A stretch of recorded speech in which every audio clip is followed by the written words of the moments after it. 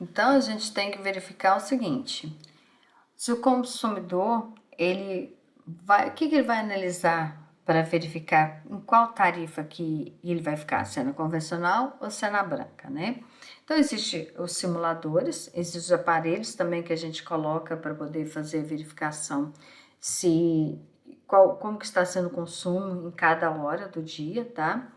E para aderir à tarifa branca, os consumidores precisam formalizar sua opção junto à distribuidora. Então, quem não optar por essa modalidade, automaticamente está na convencional, ok? Então, se optar pela tarifa branca, o consumidor tem que ser disciplinado realmente ao gerenciar o seu consumo, pois no horário de utilização da energia é fundamental para a economia da conta de luz. Então, caso não consiga evitar, aqui no caso o consumo do horário de ponta, a adesão da tarifa branca pode resultar num aumento maior ainda da conta. Então, não é vantajoso. Preferível ficar na tarifa convencional. Então, com a tarifa branca, o consumidor passa a ter a possibilidade de pagar valores diferentes em função da hora do dia, da semana, em que consome energia elétrica. Lembrando que sábado, domingo, feriados é valor fora de ponta, tá? Se o consumidor adota hábitos que priorizam o uso da energia nos períodos de menor demanda, ou seja, manhã, início da tarde, também da madrugada, por exemplo, a opção pela tarifa branca com certeza oferece oportunidade de reduzir o valor da conta de energia paga. Aqui, para a gente ter uma ideia, nesse modelo tarifário, o preço que pagamos pela energia, ela varia conforme determinados horários. Dias úteis, 3 valores de tarifação. Ponta, que é a tarifa mais elevada, intermediário, que é a tarifa do valor intermediário, e fora de ponta, que é a tarifa menor valor. Então, aqui, ó, normalmente é ao fora de ponta, das 23 horas até as 17, né? Agora aqui, ó, das 17 às 18 é intermediário, das 21 às 23, intermediário, e das 19 às 21, horário de ponta, horário mais caro. Lembrando que a CEMIG, ela adota das 17 às 20, então tem uma hora a menos, então das 16 às 17 é intermediário, das 17 às 20, ponta 20 a 21, intermediário, e da 21 até às 16, aí seria fora de ponta, tá?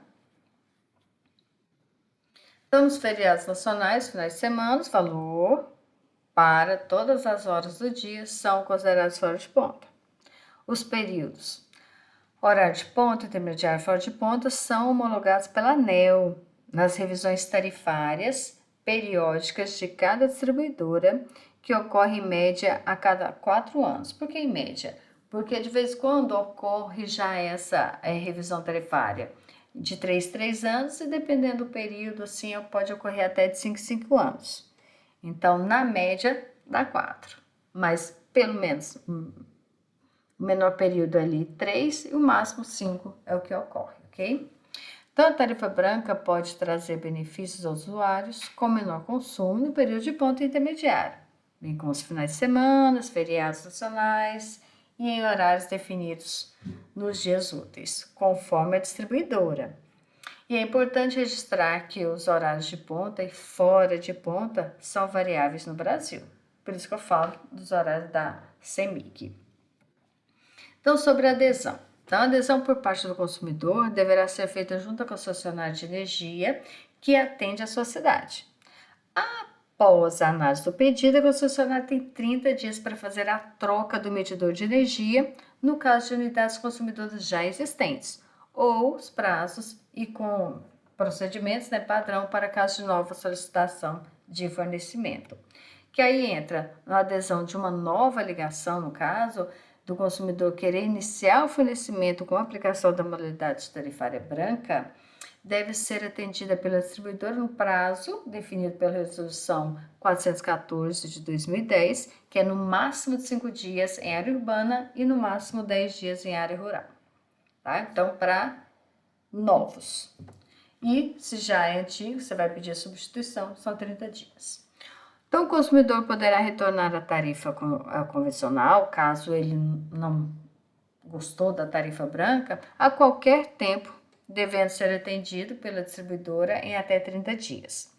Após o retorno à convencional, se ele quiser voltar para a tarifa branca, ele vai ter que esperar 180 dias, ok? Então, os custos relativos ao medidor e à instalação são de responsabilidade da distribuidora, ou seja, da concessionária. Eventuais custos para alteração do padrão de entrada, se tiver que mudar ali, trocar alguma coisa, aí é responsabilidade do consumidor, tá?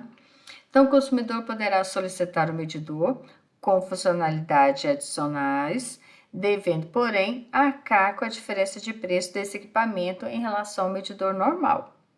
Então, você vai pagar ali pelo relógio, né? Digamos assim. Então, a fatura deverá discriminar os valores de consumo em cada período, seja ponta, fora de ponta e intermediário. E a opção pela modalidade da tarifa branca poderá ser exercida por todos os titulares da unidade atendida em baixa tensão, exceto consumidores de subclasse baixa renda e classe residencial e do tipo iluminação pública, ou unidades consumidoras que façam uso do sistema também pré-pagamento. Então, existe um sistema de pré-pago em alguns lugares, tá, no Brasil. Então, antes de optar pela tarifa branca, é preciso que o consumidor faça análise. Eu vou bater sempre nessa tecla, porque verificar o seu perfil de consumo, seus hábitos, né? Como que é o seu ao longo do dia, para verificar se realmente compensa ou não.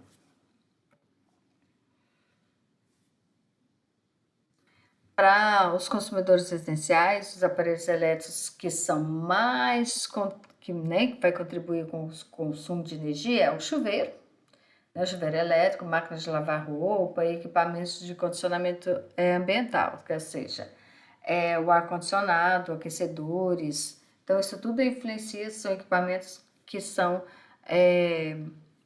tem maior consumo, né? Então, esses equipamentos, por apresentarem um elevado consumo de energia em comparação com demais equipamentos, a possibilidade de utilizá-los no período fora de ponta. Então, você tem que pensar nisso, porque isso é fundamental para definir a adesão aí na tarifa branca, tá? Do consumidor. Então, ele deve observar a relação entre a tarifa branca relativa ao consumo fora de ponta e a tarifa convencional. Essas tarifas, elas são definidas anualmente pela ANEEL e reajustadas, tá? E publicadas em resolução homologatórias para cada distribuidora. Então, tem diferença de concessionária. Então, quanto maior for a diferença entre a tarifa branca, fora de ponta, e a tarifa convencional, maiores serão os benefícios da tarifa branca. Então, você tem que fazer essa comparação, se vale a pena ou não. Aqui, para a gente ter uma ideia, ó.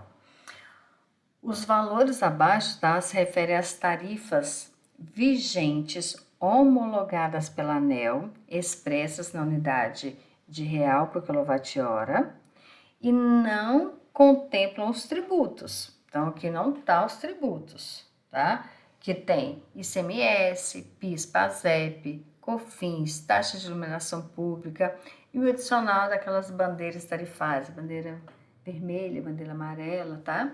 E esse valor está atualizado no dia 28/5, agora de 2021.